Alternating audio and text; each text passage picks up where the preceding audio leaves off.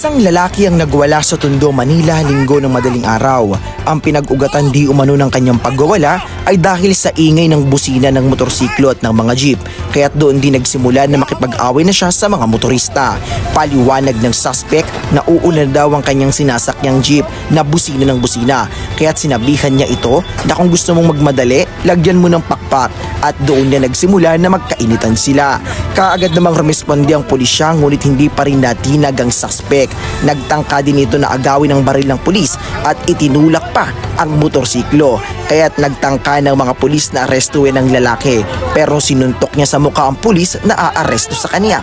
Kaya't ipinagtanggol din ng pulis ang kanyang sarili. Nakasingit naman ng suntok at tadyak ang ilan sa mga taong nasa lugar, maging ang mga nakaaway ng suspect.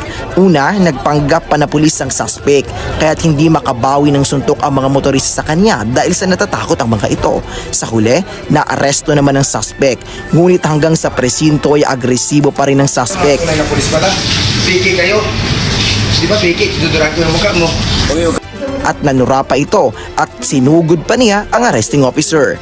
Nakaharap ang suspect sa patong-patong na reklamo na alarm scandal, resistance and disobedience to a person in authority at direct assault. Mula dito sa Manila para sa RTV News, Jim Rosario, Rumaragasa sa Balita.